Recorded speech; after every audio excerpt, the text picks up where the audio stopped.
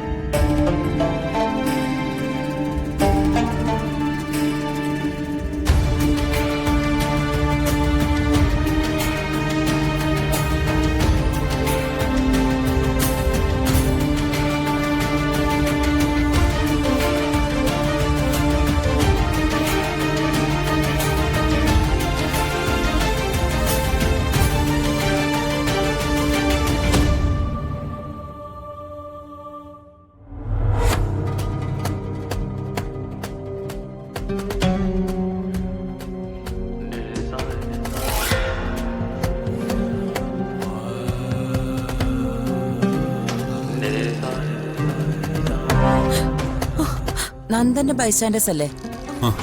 അതെ ഡോക്ടർ. എല്ലാവരും ഉള്ളതുകൊണ്ട് കാര്യങ്ങൾ ഞാൻ വിശദമായിട്ട് പറയാം.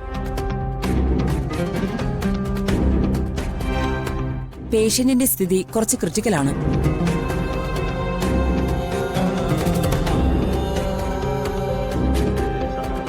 എന്ന് പറഞ്ഞ കുത്തേറ്റ് അയാളുടെ കിഡ്നി രണ്ടും ഡാമേജ് ആണ്.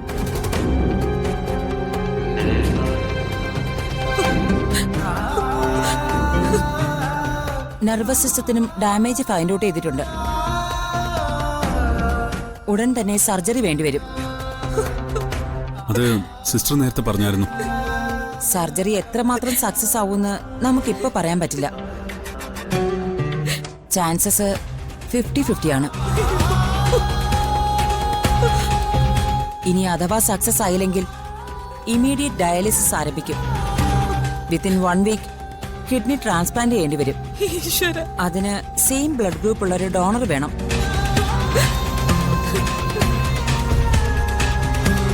എന്തായാലും ഈ കൺസെന്റ് ഒപ്പിട്ട് കൊടുത്തേക്കും.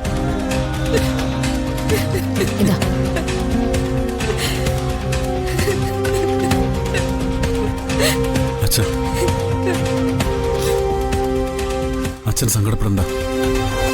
നന്ദേട്ടനൊന്നും സംഭവിക്കില്ല. ധൈര്യമായിട്ടിരിക്കുക.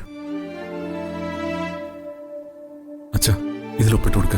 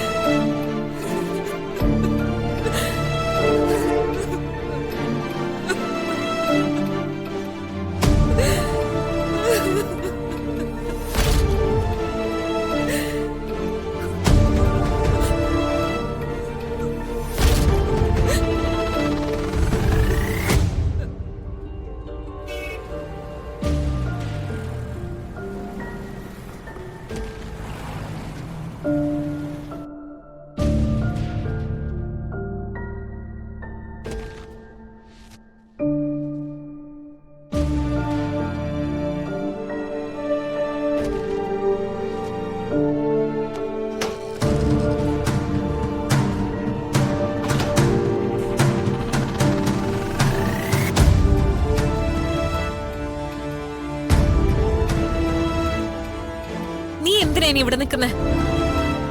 അച്ഛന്റെ കൂടെ അവിടെ റൂമിലെങ്ങാനും പോയിരുന്നൂടെ? ഇവിടുത്തെ കാര്യങ്ങളൊക്കെ ഞാൻ നോക്കിക്കോളാം. ഞാൻ എന്ത് ചെയ്തെന്നാ നിങ്ങൾ ഈ പറയുന്നത്? എന്തിനാ എന്നോട് ദേഷ്യപ്പെടുന്നേ? ഇതിനെല്ലാം കാരണം നിന്റെ വയറ്റിലെ ആ കുരുപ്പിന്റെ ജാതക ഗുണ. ഇത് ഹോസ്പിറ്റൽ ആയതുകൊണ്ടേ ഞാൻ ഇതിനുള്ള മറുപടി പറയുന്നില്ല. നീ എന്ത് പറഞ്ഞാലും ആരും അതൊന്നും വിശ്വസിക്കാൻ പോകുന്നില്ല. അകത്ത് എന്റെ നന്ദേട്ടൻ ജീവിതത്തിനും മരണത്തിനും ഇടയിൽ കിടക്കുക. നിങ്ങളുടെ നന്ദേട്ടനോ? എന്നു മുതലാ നിങ്ങൾക്ക് അങ്ങനെയൊക്കെ തോന്നി തുടങ്ങിയേ? ആ പാവത്തിനെ വർഷങ്ങളോളം പൂട്ടിയിട്ട് പീഡിപ്പിച്ചപ്പോ അന്നത് നിങ്ങളുടെ നന്ദേട്ടനല്ലായിരുന്നോ? അതൊക്കെ കഴിഞ്ഞ കാര്യങ്ങളല്ലേ. നീ ഇപ്പൊ എന്തിനാ അതൊക്കെ? നന്ദന്റെ വൈഫ് ആരാണ്? ഞാനാ ഡോക്ടർ. ഇമ്മീഡിയറ്റ് ആയിട്ട് O നെഗറ്റീവ് ബ്ലഡ് വേണം. ഡോണേഴ്സ് ആരെങ്കിലും ഉണ്ടോ? ഇല്ല. ഡോക്ടർ, എന്റെ ബ്ലഡ് ഗ്രൂപ്പ് O നെഗറ്റീവാ. Very good. ഈ അടുത്ത് ബ്ലഡ് ഒന്നും എടുത്തിട്ടില്ലല്ലോ? ഇല്ല. വേറെന്തെങ്കിലും മെഡിസിൻ കഴിക്കുന്നുണ്ടോ? ഇല്ല ഡോക്ടർ. ഓക്കെ, എങ്കിൽ വരൂ.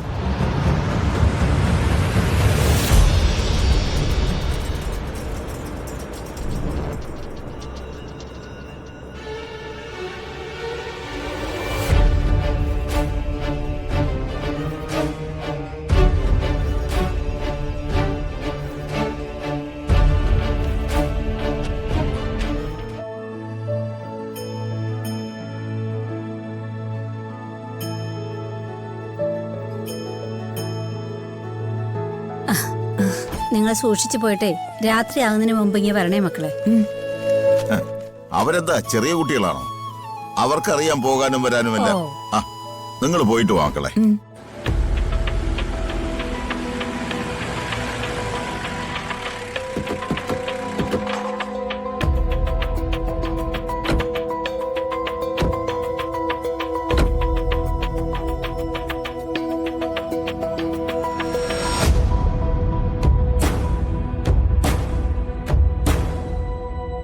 നിങ്ങളെങ്ങോട്ടോ പോകാൻ ഇറങ്ങിയതാണെന്ന് തോന്നുന്നു. അതെ സർ, ഹോസ്പിറ്റലിൽ വരെ പോകാൻ ഇറങ്ങിയതാ. എന്നാൽ ആ യാത്ര തൽക്കാലം മാറ്റിവെക്കണം. എന്താ സർ, എന്തു പറ്റി? ആക്സിഡന്റ് കേസിൽ അവർ ജാമ്യത്തിൽ ഇറങ്ങിയതാണല്ലോ. ആക്സിഡന്റ് കേസൊക്കെ തീർന്നു. പക്ഷേ ഇതിപ്പോ കൊലക്കേസാ. കൊലക്കേസോ? അതിനെ എന്റെ മോൻ ആരെയാ കൊന്നത്?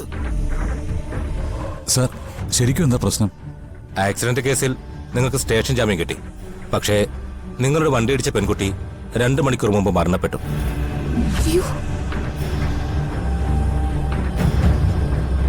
നിങ്ങളെ അറസ്റ്റ് ചെയ്യാനാണ് ഞാൻ വന്നത്.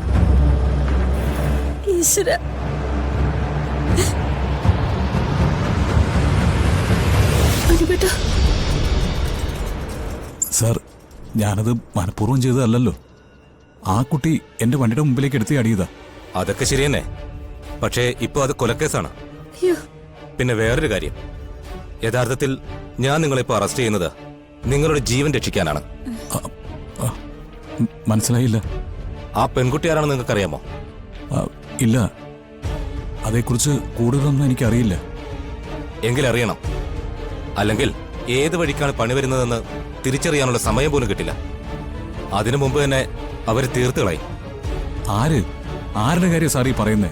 എടോ, താനിപ്പോഴും കഥയറിയാതെ ആട്ടം കാണുകയാ.